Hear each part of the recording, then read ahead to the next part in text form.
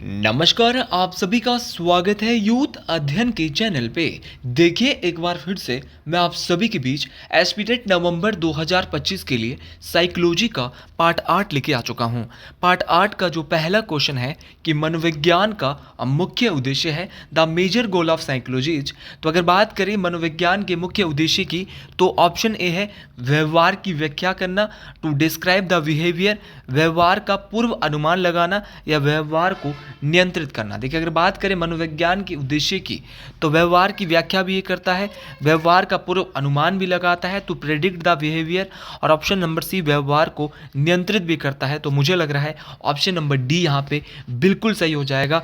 All of the above यहाँ पे option D के साथ हम इस क्वेश्चन के साथ जाने वाले हैं, क्योंकि जो मनोविज्ञान का जो वर्तमान में जो उद्देश्य है वो व्यवहार की व्याख्या करना भी है, उसका पूर्व अनुमान लगाना भी है और व्यवहार को नियंत्रित करना भी है, कंट्रोल करना भी है। अच्छा, बात करें मनोविज्ञान की, ये जो मनोविज्ञान शब्द है वो किस भाषा का शब्द है? बहुत बार ये क्वेश्चन एसपीटेट में पूछा गया है। अगर आप भी एसपीटेट नवंबर में अपना एसपीटेट क्वालिफाई करना चाहते हैं, अभी भी आपके पास वो गोल्डन डेज है जब भी जिसमें आप अपना एसपीटेट क्वालिफाई कर सकते हैं। तो आप जुड़ सकते हैं हमारे इस नंबर के साथ 7876145409 और हमसे हैंड रिटन नोट्स और हमारा बैच आप अभी भी बहुत कम प्राइस में जो है वो परचेज कर सकते हैं। वो प्राइस जिसमें आप आसानी से हमारे बैच को परचेज कर पाएंगे मात्र और मात्र 499 रुपीज़। अच्छा, वापस आते हैं हम कि मनोविज्ञान शब्द किस भाषा का शब्द है। तो मनोविज्ञान की बात करें तो ये ग्रीक भाषा का, किस भाषा का? ग्रीक भाषा का शब्द है। और मनोविज्ञान जो है वो दो शब्दों से मिलकर बना है। ये ग्रीक शब्द कौन कौन से हैं? तो एक है आपका साइके, है ना, साइके, और दूसरा है लोगोस। तो साइके प्लस लोगोस दो शब्दों से मिलकर बना है। अच्छा, बहुत दफ़ा क्वेश्चन पूछा गया है कि साइके का अर्थ क्या होता है। तो साइके का अर्थ होता है आत्मा, और आपका जो लोगोस होता है, लोगोस का अर्थ होता है अध्ययन। तो आत्मा का अध्ययन, ये जो है बहुत बार इसको कहा गया है कि आत्मा का अध्ययन भी जो है वो मनोविज्ञान को कहा गया है। ये भी मोस्ट इंपॉर्टेंट है। देखिए अगर बात करें मनोविज्ञान की तो मनोविज्ञान को मैंने बोला ये दो शब्दों से मिलकर बना है। आपका साइके का अर्थ आत्मा है और लोगोस का अर्थ अध्ययन होता है।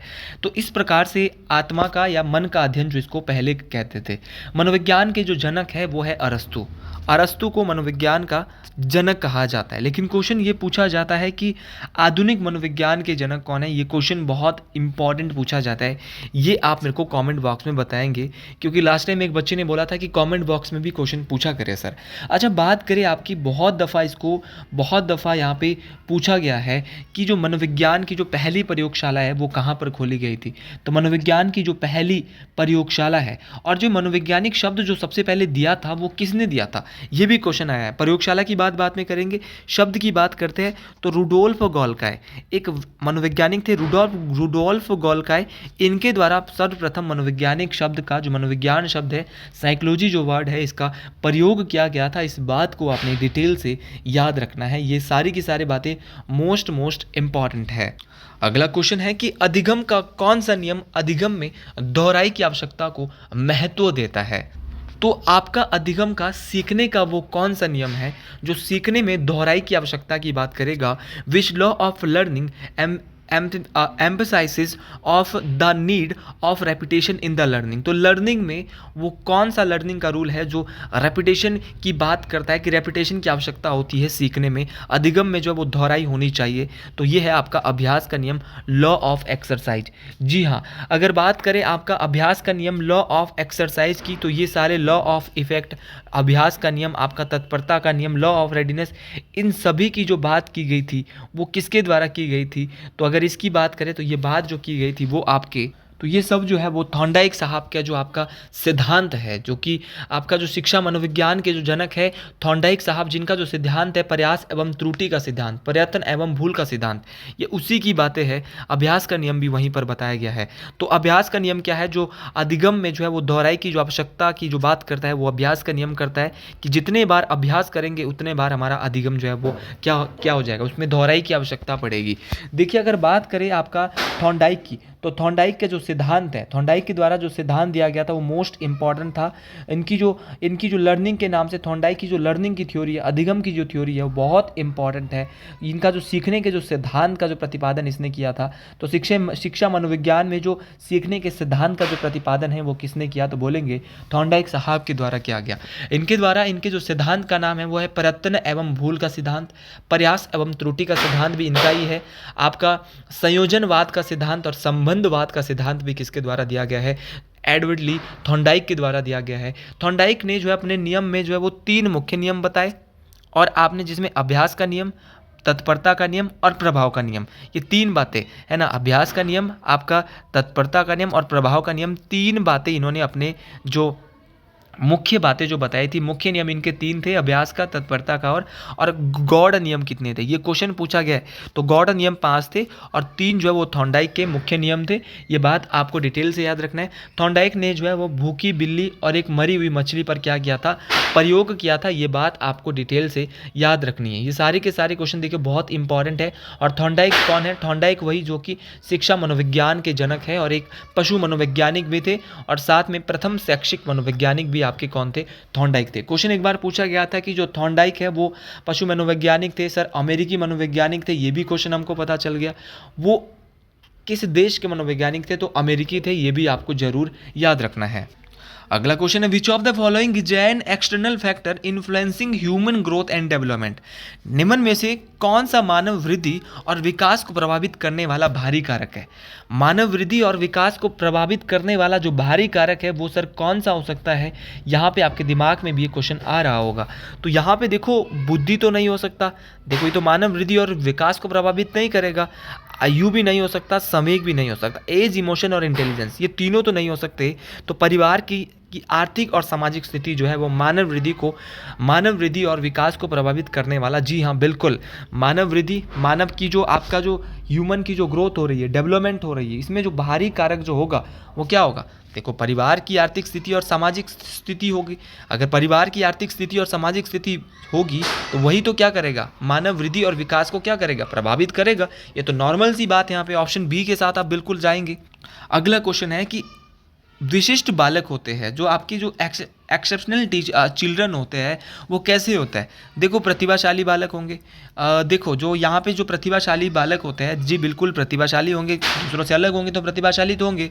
आपके सृजनात्मक भी होंगे, क्रिएटिव भी होते हैं, प्रतिभाशाली भी हो सकते हैं विशिष्ट बालक, मानसिक मंदता वाले भी हो सकते हैं। तो विशिष्ट बालक के बहुत सारे प्रकार है, वो गिफ्टेड चिल्ड्रन भी हो सकते हैं, क्रिएटिव चिल्ड्रन भी हो सकते हैं, आपका मेंटली रिटार्डेड चिल्ड्रन भी, मानसिक मंदता वाले भी हो सकते हैं। तो ऑप्शन डी के साथ हमको जाना चाहिए। कहीं आप विशिष्ट बालक की जो सबसे अलग होगा, मानसिक मंदता वाला नहीं, वो तो आपका विशिष्ट बालक होगा, वो उपरोक्त सभी ऑप्शन डी के साथ हम जाने वाले हैं। अगला क्वेश्चन की ओर बढ़ते हैं कि स्टैनफोर्ड विनय बुद्धि परीक्षण एक प्रकार है।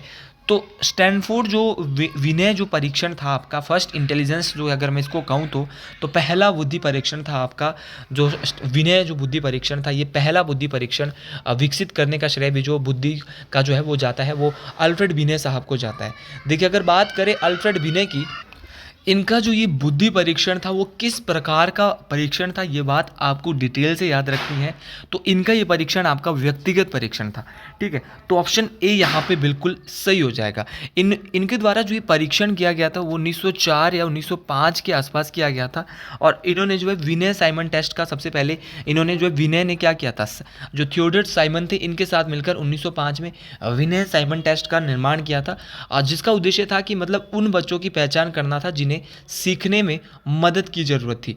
तो ये अल्फ्रेड विनय कहाँ के थे, ये क्वेश्चन पूछा गया है। तो अल्फ्रेड विनय जो है, अगर इनकी मैं बात करूँ तो अल्फ्रेड विनय जो है वो आपके एक फ्रांसीसी मनोवैज्ञानिक, किस देश के मनोवैज्ञानिक थे अगर इनके बारे में पूछा जाए तो ये फ्रांसीसी मनोवैज्ञानिक थे। और इन्होंने क्या किया था, दुनिया का पहला व्यवहारिक जो बुद्धि परीक्षण जो विनय साइमन टेस्ट था वो विकसित किया था। ये बात आपको डिटेल से याद रखनी है, बेहतर तरीके से याद रखनी है। अगले क्वेश्चन की ओर बढ़ते हैं। अगला क्वेश्चन है कि डैश में परिस्थितियों को नियंत्रण किया जाता है, in dash the conditions are controlled. देखिए जो ऐसी कौन सा मेथड होता है जहाँ पे जो परिस्थितियाँ होती है, कंडीशंस होती है, उनको हम नियंत्रित कर सकते हैं, कंट्रोल्ड कर सकते हैं। जी हाँ, इस क्वेश्चन की ओर बढ़े तो यहाँ पे ये हो सकता है आपका कौन सी विधि, ये है आपकी प्रयोगात्मक विधि। जी हाँ, एक्सपेरिमेंटल जो मेथड होता है, यहाँ पर हम क्या कर सकते हैं, यहाँ पर हम जो है वो परिस्थितियों को नियंत्रित कर सकते हैं। इस बात को आपने डिटेल से याद रखना है। देखिए, अगर बात करें आपके प्रयोगात्मक विधि के जनक मनोविज्ञान में कौन है, father of experimental mental method के जो मनोविज्ञान में है वो कौन हो सकते हैं सर? तो ये बहुत ही बेसिक क्वेश्चन है। आपको पता होना चाहिए कि मनोविज्ञान में जो प्रयोगात्मक मनोविज्ञान के जो जनक है वो आपके विलियम वुंट साहब है। अब क्यों विलियम वुंट साहब प्रयोगात्मक मनोविज्ञान के जनक आप बोल रहे हो? क्योंकि इनके द्वारा सर्वप्रथम 1879 में जर्मनी के लिप्जिंग में, याद रखना, जर्मनी के लिप्जिंग में जो है इन्होंने क्या खोला था, पहली मनोविज्ञान की प्रयोगशाला। तो जर्मनी के लिप्जिंग में विलियम वुंट के द्वारा क्या खोली गई थी, मनोविज्ञान की पहली प्रयोगशाला खोली गई थी। इसीलिए इनको फादर ऑफ एक्सपेरिमेंटल साइकोलॉजी भी कहा जाता है। तो याद रखना, फादर ऑफ एक्सपेरिमेंटल साइकोलॉजी, तो ये है आपके कौन, या प्रयोगात्मक विधि के जो जनक है वो कौन है? तो याद रखना है, प्रयोगात्मक विधि के जो जनक है वो आपको याद रखना है, बेहतरीन तरीके से याद रखना है, परीक्षाओं में पूछा जाता है, वो आपकी विलियम वुंट है। अच्छा, एक और क्वेश्चन मेरे माइंड में आ रहा है कि अंतर्दर्शन की जो विधि है इसके जनक कौन है? तो अगर बात करें अंतर्दर्शन की विधि के जनक, वो भी मनोविज्ञान में कौन है, फादर ऑफ इंट्रोस्पेक्शन मेथड, तो ये भी आपके कौन है, ये भी आपके मोस्ट इंपॉर्टेंट है, आपको डिटेल से याद रखना है। तो ये भी मेरे भाई आप विलियम वुंट साहब है, इनका नाम भी आपको डिटेल से याद रखना है। चलिए बढ़िए अगले क्वेश्चन की ओर। अब मैं थोड़े से क्वेश्चन ज़्यादा बढ़ा रहा हूँ क्योंकि जैसे जैसे पेपर पास आ रहा है तो क्वेश्चन के साथ बाकी क्वेश्चन तो हम डिटेल से बताते हैं, लेकिन क्वेश्चन का लेवल जहाँ 5-6 क्वेश्चन होते थे वहाँ हम कम से कम 15 क्वेश्चन आपके बीच ला रहे हैं ताकि ज़्यादा से ज़्यादा क्वेश्चन यहाँ पे कवर हो सके। निम्न में से क्या अनुप्रयोगात्मक मनोविज्ञान का प्रकार है? Which of the following is applied psychology? देखिए, अगर बात करें आपका अनुप्रयोगात्मक मनोविज्ञान का जो प्रकार है वो क्या है, तो अनुप्रयोगात्मक मनोविज्ञान का जो प्रकार है वो शैक्षिक मनोविज्ञान है, एजुकेशनल साइकोलॉजी है। क्योंकि ये क्या है, आपका जो अप्लाइड साइकोलॉजी जो है, आपका जो अनुप्रयोगात्मक मनोविज्ञान का क्या है, एक प्रकार का प्रकार है। अगर क्वेश्चन पूछा जाएगा फादर ऑफ एक्सपेरिमेंटल साइकोलॉजी, कि आपका जो एक्सपेरिमेंटल साइकोलॉजी है उसके जनक कौन है, ये क्वेश्चन बहुत बार परीक्षाओं में पूछा गया है। तो शैक्षिक मनोविज्ञान के जो जनक है ना, वो मैंने आपको थोड़ी देर पहले बोल चुका हूँ। तो वो आपके कौन है, तो वो आपके एडवर्ड थॉर्नडाइक साहब है। इस बात को आपने डिटेल से याद रखना है। देखिए, मनोविज्ञान में बहुत सारे जनक है, जैसे कि आपका शिक्षा मनोविज्ञान का आपने बोला थॉर्नडाइक साहब है। आपका बाल मनोविज्ञान का बहुत सारे बुक्सों में प्लेटो को बताया गया है। बाल मनोविज्ञान का खाली जनक जो है वो अरस्तु, बहुत बार पूछा गया अरस्तु किसका है, तो मनोविज्ञान का है। आपका किशोर मनोविज्ञान का जो जनक है वो आपका कौन है, स्टेनले हॉल। कौन है, स्टेनले हॉल। स्टेनले हॉल क्या है, आपका किशोर मनोविज्ञान का जनक है। उसके बाद आपका प्रायोगिक मनोविज्ञान आपका विलियम वुंट है। सामाजिक मनोविज्ञान का देखो, आधुनिक सामाजिक मनोविज्ञान का कहूँ तो अल्बर्ट बंडूरा है। ठीक है, कौन है, अल्बर्ट बंडूरा साहब है। आपका बहुत बार विकासात्मक मनोविज्ञान का जनक जीन प्याजे, कौन है, विकासात्मक मनोविज्ञान का जनक जीन प्याजे को कहा जाता है। ये कुछ सोर्स विकिपीडिया के मुताबिक मैं आपको बता रहा हूँ, ये सारे आपको डिटेल से याद रखने हैं। जैसे कि आपका विभेदक मनोविज्ञान का जनक, तो विभेदक मनोविज्ञान का जनक आपका फ्रांसिस गाल्टन है, ये भी मोस्ट इंपॉर्टेंट है। अमेरिकी मनोविज्ञान के जनक विलियम जेम्स, कौन है, विलियम जेम्स। ये आपको याद रखना है कि अमेरिकी मनोविज्ञान का जनक कौन है, तो ये विलियम जेम्स साहब अमेरिकी मनोविज्ञान का जनक है। आपका मोस्ट इंपॉर्टेंट है बाल मनोविज्ञान का उपजनक, तो पेस्टोलॉजी है। कौन है, पेस्टोलॉजी है। और आधुनिक मनोविज्ञान का जनक आप यहाँ पे कमेंट बॉक्स में मेरे को बताएं। मैं पहले भी आपको पूछ रहा था कि आधुनिक मनोविज्ञान का जनक कौन हो सकता है।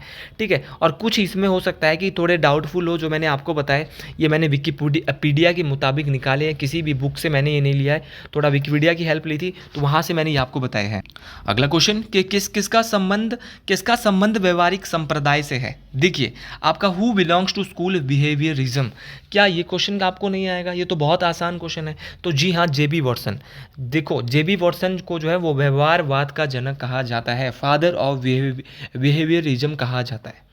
अगर बात करें इनको जो है वो इन्होंने क्या किया था, बाहरी व्यवहार के अध्ययन पर जोर दिया था, और वर्तमान में जो मनोविज्ञान है वो भी व्यवहार का मनोविज्ञान है। और जे.बी. वॉटसन साहब के द्वारा जो है वो फादर ऑफ बिहेवियरिज्म इनको इसीलिए कहा जाता है, ये व्यवहारवाद संप्रदाय से जुड़े हुए हैं। देखिए मेरे भाई बहन, क्वेश्चन यही पूछा जाता है कि इनका कहना था कि किसका कहना था कि जो उद्दीपक है वो हमेशा बाहरी वातावरण से होता है, तो उद्दीपक हमेशा बाहरी वातावरण से होता है, ये भी जे.बी. वॉटसन ने कहा था। क्वेश्चन पूछने वाला क्वेश्चन ये पूछता है कि व्यवहारवाद की स्थापना जे.बी. वॉटसन के द्वारा कब की गई थी? तो व्यवहारवाद की स्थापना इनके द्वारा 1913 ईस्वी में अमेरिका के हॉपकिंस यूनिवर्सिटी में व्यवहारवाद की स्थापना की गई थी। तो अमेरिका की जो हॉपकिंस यूनिवर्सिटी है वहीं पर इनके द्वारा व्यवहारवाद की स्थापना की गई थी। ये बात आपको डिटेल से याद रखनी है। और इन्होंने अपने ही बच्चे पे अध्ययन किया था। इनके बच्चे का नाम क्या था? तो इनके बच्चे का नाम था अल्बर्ट। तो इन्होंने जो अल्बर्ट पे जो क्या किया था, इन्होंने इस पे जो है वो इस पे जो अध्ययन किया था। और इनकी जो किताब थी बिहेवियरिज्म, तो बिहेवियरिज्म पुस्तक किसने लिखी है? तो ये भी इनके द्वारा ही लिखी गई है। एक बार क्वेश्चन पूछा गया था साइकोलॉजी में, बहुत अटपटा क्वेश्चन था कि बाह्य दर्शन विधि के जनक कौन है? तो ये भी जो है वो आपको किसने बोला था? ये भी आपका जो जे.बी. वॉटसन है इनके द्वारा ही कहा गया था। और इन्होंने ही एक बात कही थी। सर ऐसी क्या बात कही थी? इन्होंने कहा था कि जो इन्होंने एक बारंबारता का नियम दिया था, और इन्होंने कहा था कि तुम मुझे एक शिशु दो, मैं उसे जैसा चाहूँ वैसे बना सकता हूँ। तो ये किसने कहा था? तो ये भी आपका जे.बी. वॉटसन ने कहा था। और याद रखना है मोस्ट इंपॉर्टेंट है, और आधुनिक मनोविज्ञान आज की डेट में जो व्यवहार का मनोविज्ञान है इसका श्रेय भी देखो भाई वॉटसन साहब को ही जाता है। विलियम वुंट कहूँ तो आधुनिक मनोविज्ञान के जनक, लेकिन मैंने कमेंट बॉक्स में पूछा है तो आप सब लोगों ने आंसर देना है। देखो ये तो वही सेम क्वेश्चन आ गया जो हम डेली साइकोलॉजी की हर एक वीडियो में पढ़ते आ रहे हैं, क्योंकि मैंने बोला है कि कोई सा भी पेपर हो जाए और यहाँ से क्वेश्चन ना आए तो मज़ा नहीं आता है। जी हाँ, प्याजे के अनुसार किस अवस्था में बच्चे में भाषा का अभाव होता है? तो प्याजे के अनुसार ऐसी कौन सी अवस्था है जहाँ पे बच्चे में जो है वो क्या होगा, भाषा का अभाव होगा? तो ये कौन सी अवस्था होगी? तो ये होगी आपकी कौन सी अवस्था? संवेदीगामक अवस्था। जी बिल्कुल। जब बच्चा, मैंने डेली बता रहा हूँ, 0 से 2 साल में बच्चा में क्या होगा आपका, अकॉर्डिंग टू पियाजे during stage the lack of language. तो लैक ऑफ लैंग्वेज कहाँ होगा बच्चे में? पहली अवस्था में जो सेंसरी मोटर स्टेज होगी। अरे भैया, जहाँ पे बच्चा बोल नहीं पाएगा वहीं तो बच्चे में क्या होगी, प्रॉब्लम होगी बोलने में। तो ये तो नॉर्मल सी बात है कि बच्चे में जो भाषा का अभाव होता है वो संवेदीगामक अवस्था में होता है। ये वही प्याजे है जिनके द्वारा संज्ञानात्मक विकास का सिद्धांत दिया गया। हर दिन बोल रहा हूँ, फिर पेपर में जाके गलत करोगे तो फिर मेरी गलती नहीं है। मैं तो हर दिन आपके बीच वीडियो डाल रहा हूँ और बेहतरीन तरीके से मेरे भाई बहनों, मैं चाहता हूँ कि हिमाचल प्रदेश का कोने कोने का मेरा हर एक भाई बहन इस वीडियो को देखे, सभी बच्चों तक ये फ्री वाली जो वीडियो मैं सीरीज चला रहा हूँ हर एक बच्चे तक पहुँचे, ताकि हर एक बच्चे का विकास हो सके, उनका टेट क्वालिफाई हो सके। भाई देखिए, उस संज्ञानात्मक विकास का जो सिद्धांत है, इसके जो जनक है वो जीन पियाजे है। इनके द्वारा ही बच्चों को एक बात कही गई थी कि बच्चे जो है वो नन्हे वैज्ञानिक होते हैं, बच्चे जो है वो लिटिल साइंटिस्ट होते हैं। बहुत बार ये क्वेश्चन पूछा जाता है कि ये किसने कहा था कि जैसे जैसे बालक की आयु बढ़ती है वैसे वैसे उसका कार्य क्षेत्र भी बढ़ता है और उसकी बुद्धि का विकास होता है। तो ये बात किसने कही है? तो याद रखना कि जैसे जैसे बालक की एज बढ़ेगी उसका कार्य क्षेत्र भी बढ़ेगा और उसकी बुद्धि का भी विकास होगा। ये भी अपने पियाजे साहब के द्वारा कहा गया है। देखिए, बच्चों को सक्रिय ज्ञान का निर्माता किसके द्वारा कहा गया है? तो बच्चों को सक्रिय ज्ञान का निर्माता भी जीन पियाजे साहब के द्वारा ही कहा गया है। बच्चों को नन्हे वैज्ञानिक और जो संसार के बारे में अपने सिद्धांतों की रचना खुद करते हैं, ये भी बच्चों के बारे में किसने कहा है? आपके जीन पियाजे साहब ने कहा गया। इसकी 4 स्टेजेस थी। 0 से 2 आज की सेंसरी मोटर स्टेज थी। दूसरी थी पूर्व संक्रियात्मक 2 से 7 वर्ष, ये भी आपको डिटेल से याद रखनी है। इसके बाद जो इसकी अवस्था थी वो थी मूर्त संक्रियात्मक, जो कि 7 से 11 थी। और देन आपकी औपचारिक संक्रियात्मक 11 से 15 साल तक। ये सारी बातें आपको डिटेल से याद रखनी है, बेहतर तरीके से याद रखनी है। चलते हैं अगले क्वेश्चन की ओर। अगला क्वेश्चन है कि किस प्रकार के तर्क में विशिष्ट उदाहरणों के आधार पर सिद्धांतों का निर्माण किया जाता है? तो वो कौन सा तर्क है? किस प्रकार का तर्क वो होता है जहां पर जो है वे विशिष्ट उदाहरण होंगे और उसके आधार पर सिद्धांतों का निर्माण किया जाएगा।